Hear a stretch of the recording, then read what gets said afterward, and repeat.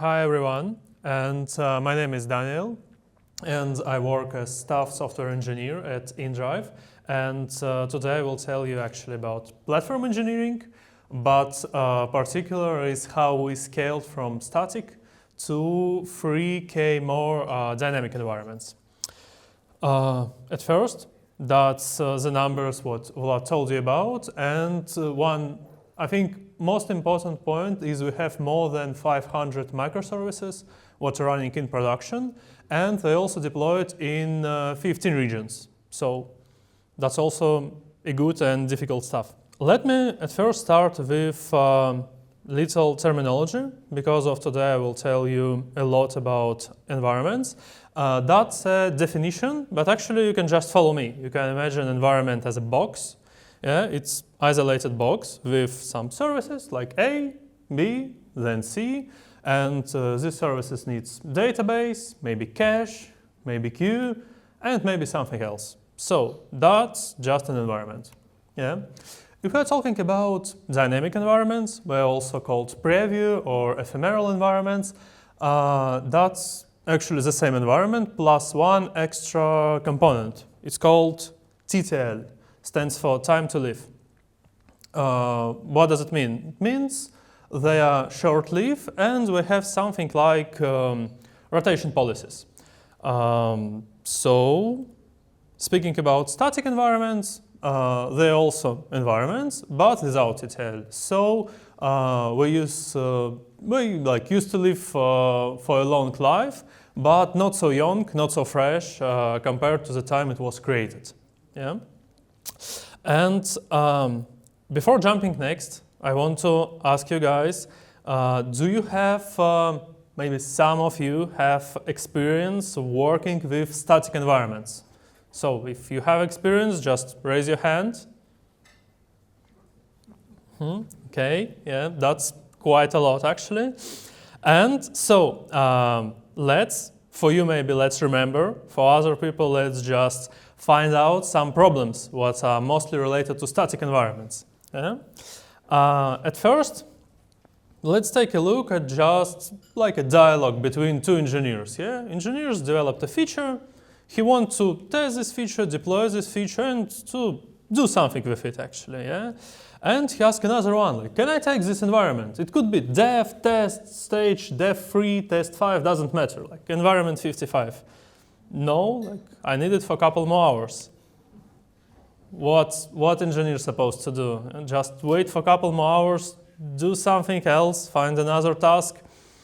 Anyway, sounds sad, right? Another point, we have two environments, they look the same, but feature works in one environment and doesn't work in another. So what's right? How it will behave in production? So it's also difficult to understand why it behaves differently. Maybe it's a problem with data, configuration, feature toggle, something else. So you need to spend your time and troubleshoot.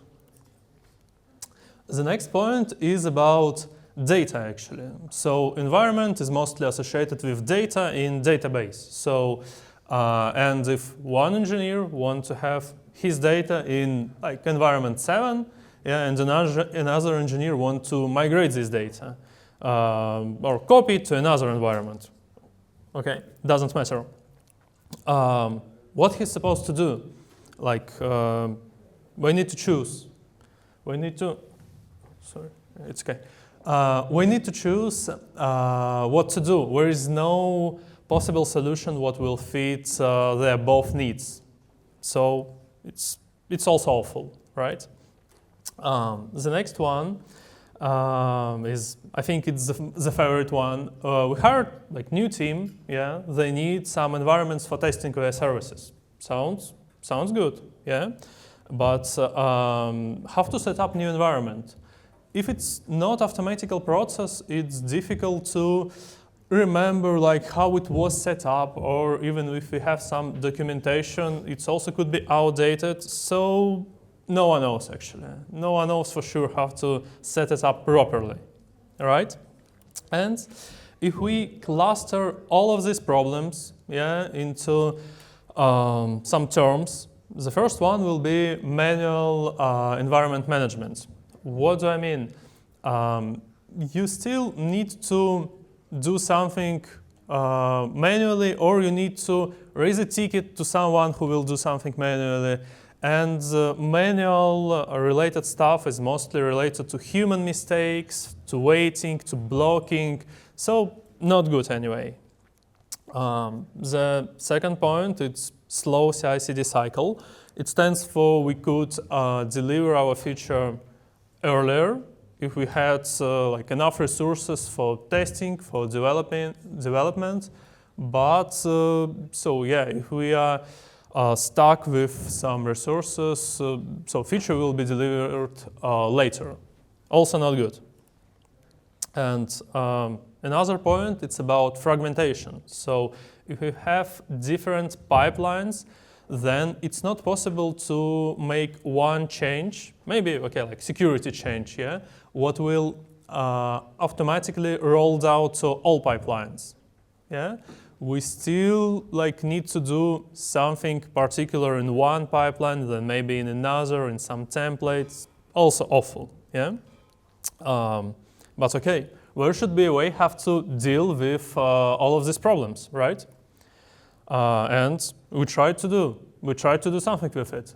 The first one, okay, we thought if there is something what should be done manually, why not to create some ticket system with priorities, with some timings for resolving, right? To control it somehow. At first sounds good, okay. Next one, when we thought, okay, we are not the first company who faced such issues. Yeah, that should be a good tool what we can adopt, what we can install, and then so we will live happily.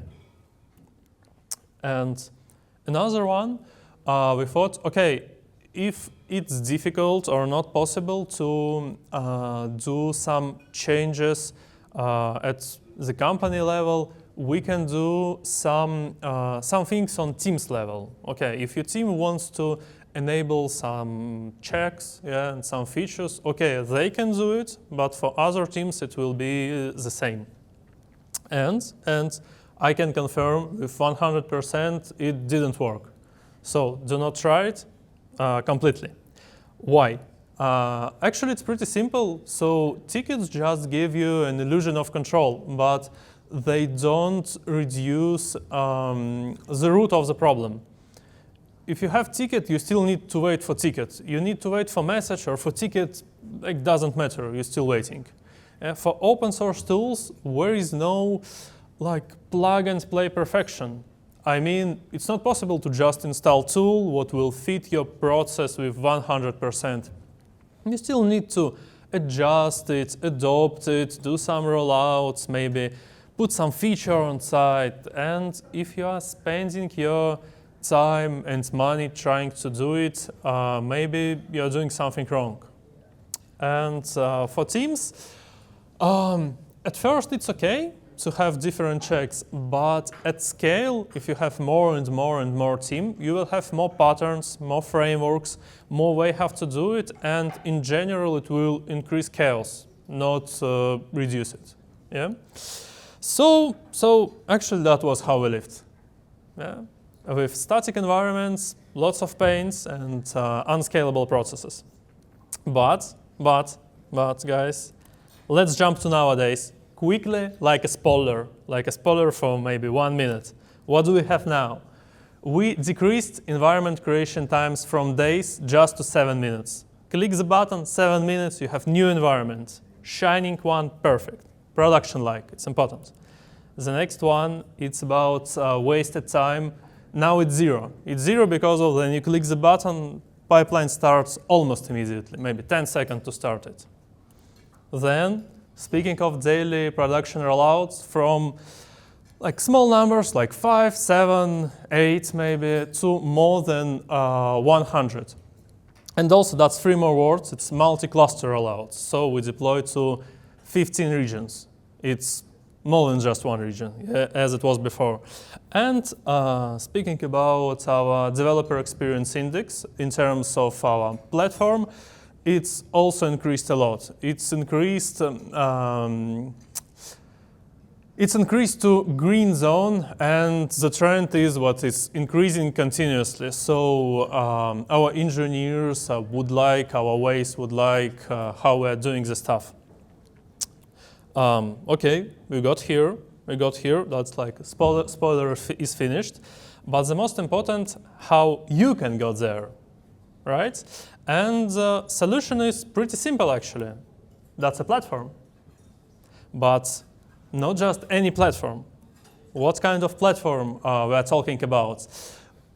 At first, let's figure out what platform is not. It's not the team where you need to hire more and more people.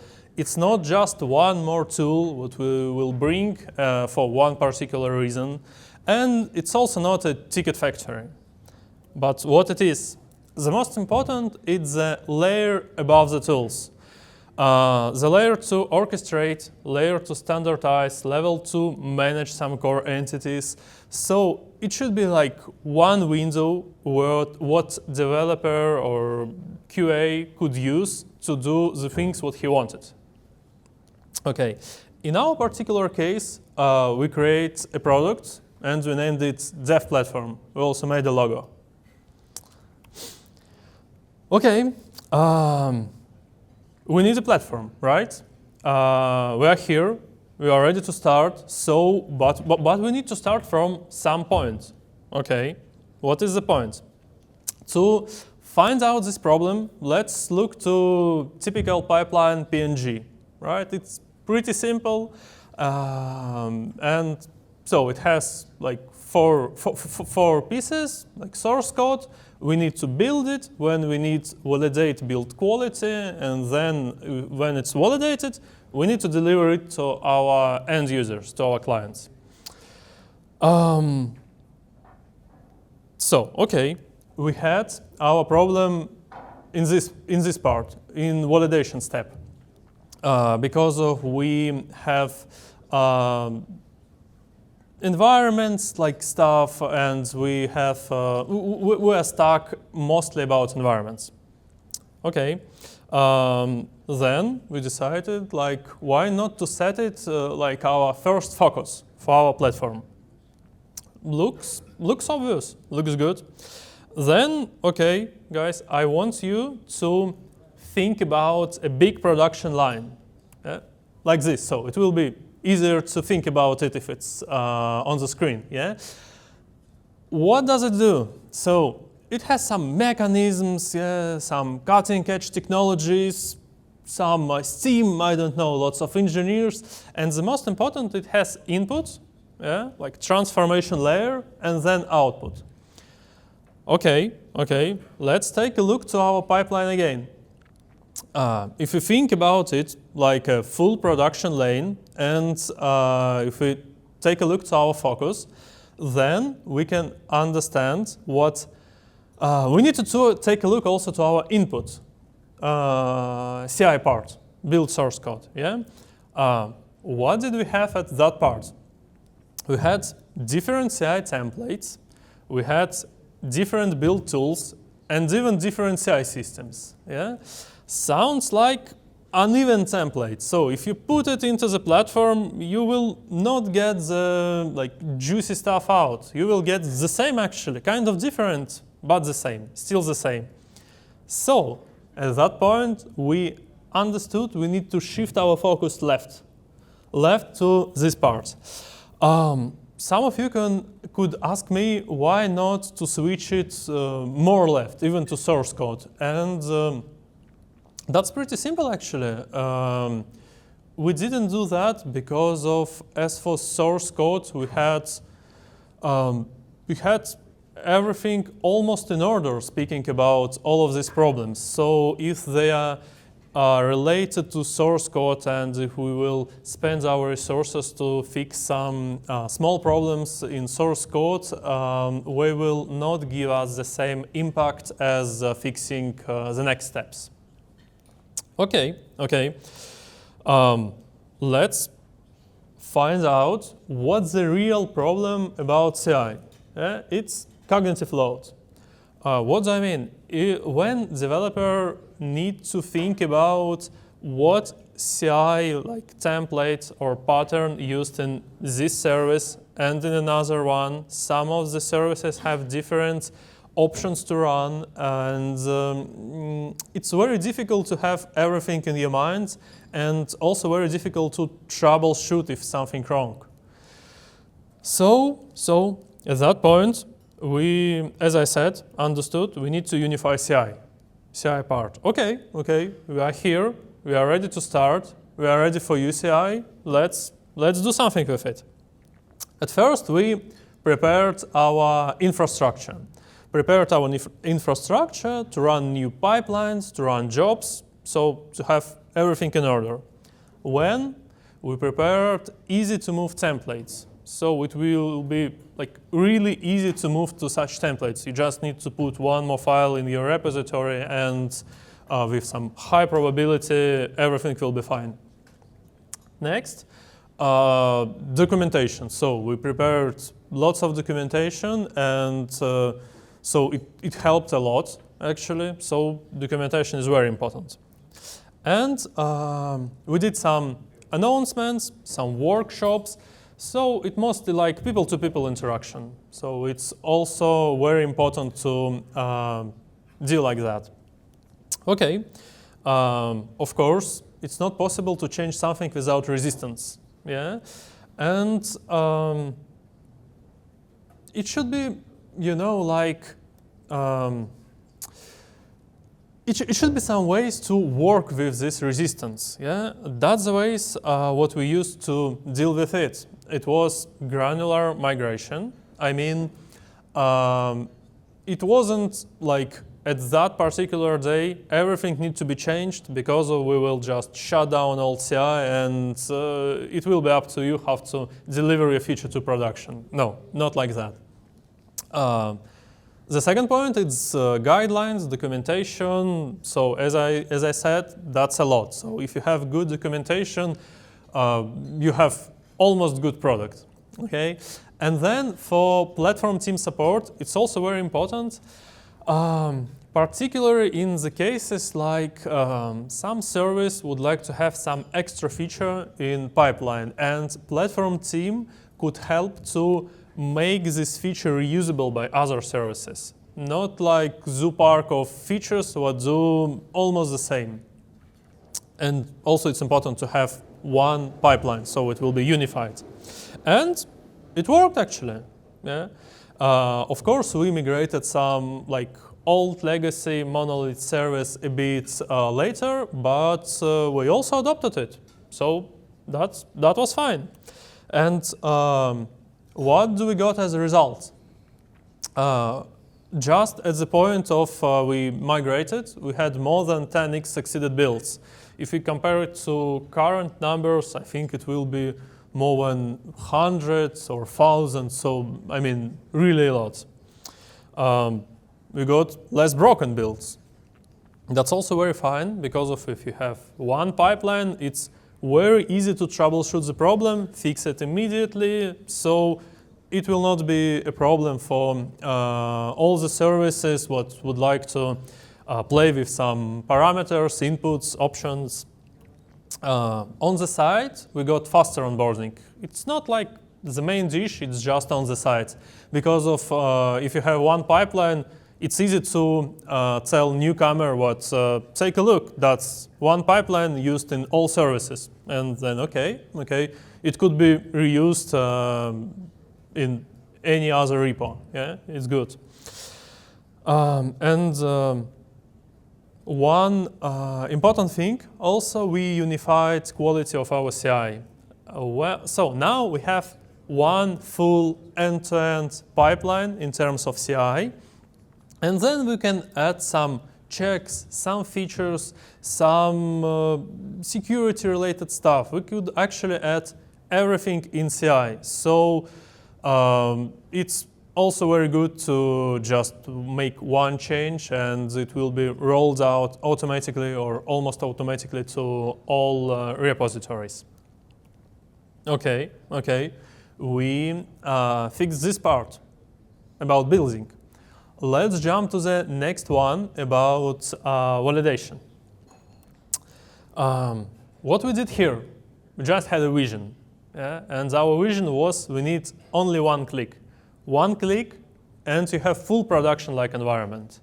It could be one click in pull request, merge request, so automatic like preview environment will be created. Or you can just open the platform and make another click. You will have the same environment for you or for your teams. So easy. No tickets, no waiting, no manual things, just one click. Okay. Let's jump to implementation. It's actually pretty similar compared to CI. So in CI we unified like templates to provide one end-to-end workflow. Here is the same. We unified dev environment creation workflow. We include everything like all kinds of tests, all things what could be automated there inside, so you can sleep well. Everything's automated. The next point, it's the same like CI actually, templates, also called blueprints, yeah, with dependencies. So you can spin up your environment faster and you don't need to understand what services you need to include or exclude, so you can just share environment with your team, so it will be more easier for you. And we include some management features about backups, restores, and preview URLs, and also, it's very good to work with secrets in a safe way, right? Now, okay, migration. I can tell you about migration a lot, but because we are limited in time, I prepared only the most beautiful part, most juicy one. That's migration problems. Okay, what problems have we faced? The first problem is some services just can work in dynamic environment. I mean at all. We, become part of the ship, part of the crew. It's not possible to move them out from old infrastructure. We have hard-coded URLs, hard-coded dependencies, not scalable workloads. So we just wanted some particular things for no reason or almost no reason. So we need to split this thing from, dev deployment logic from business logic. So we split it. The next point I told you about, we automate everything. Yeah? So we got our Flaky tests. What does it mean? It means we have the same environment, really the same configuration, same builds, same database, but when we run tests, we got different results. Why so? Because that was some kind of parallelism in our tests, and we were written not in the safe manner. So we also need to deal with that. Then, okay, we go to the bed, we're just lying, we have a small talk with our brain. It's about environments actually. So now everybody can create environments. I mean, every engineer. Really all engineers. So can we sleep well? Almost, because of all engineers. I mean, really all. We gave this option to all engineers in our company. And if you give an engineer a magic button to create environment, what we will do? Yep, we will click this button.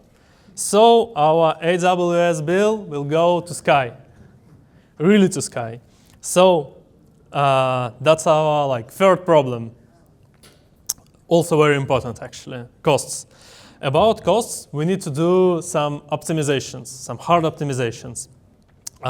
We made more strict rotation policies about environments. Yeah? We did lots of the things with our infrastructure, with our Kubernetes resources, with daemon sets, with nodes types, so machines, everything actually.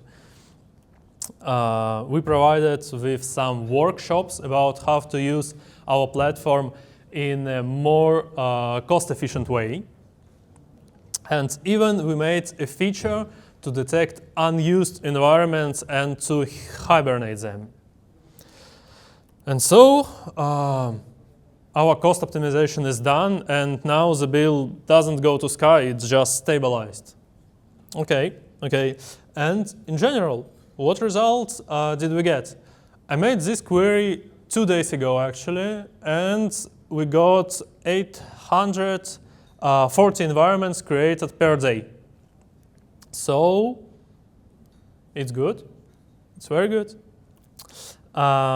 But actually it leads to some changes. Some changes at first at responsibility. What do I mean? Teams are responsible for their services. And before that, it was the thing what in one environment the service can work, in other environments some feature could be disabled. But now, if you create environments in the same way from one pipeline, you need to check if your service is just working in one pipeline. And if it's working in one pipeline, most probably it will work in all environments. But the same, it's vice versa. If it doesn't work in one environment, most probably you will break all other environments. So we changed responsibility pattern. And the also important part is now, because of engineers can do self-service, we don't need to hire more like DevOps people, because of engineers can do all of environments and dev-related features by themselves. So there is no need to raise a ticket, because of there is like you can do it yourself with one click, maybe 2 or 3 clicks. So if we hired new team, couple of teams, you don't need to think about hire DevOps to like provide these teams with some resources. And also we started our, I can say, FinOps. It's like FinOps, but minimal version. Because of before that, we had it in very bad way. Now, okay, we can understand it, we can estimate it, and we understand what changes will lead us to somewhere. Okay. We also finished this part, and next part actually will be covered by Pavel in the next talk. And what's the result? I mean, final result. We have more than 800 environments per day. It stands for more than 4,000 environments. So actually, my topic is a bit of wrong. It was 3K, now it's more than 4K. And it led so we are able to do this because of now engineers can do self-service. I think that's the key actually to make this feature at scale. Then we have our DevEx index increased almost on top, because of everyone would like to not to wait, not to struggle with something, not to be afraid to break something in environment. So you create your own isolated space, you work with it, and if you break something, you can just delete it and create one more time. So it's also good, and developers like it. And we have 0 dedicated DevOps for team support in terms of environments. So also, that's also fine. Okay, quick summary. What not to do? The most important, not to bring more tools, more process exceptions, not to work with it like, okay, we can do it for now, but then we will like change it, we will find new way how to do it. No, that's like way to something unscalable, to unscalable processes. And what to do is to have one platform, like one window for developer, one contract, and one workflow. So it's easy to understand, it's easy to work with, it's easy to troubleshoot. I think that's it, guys. Thank you. Thank you for your time.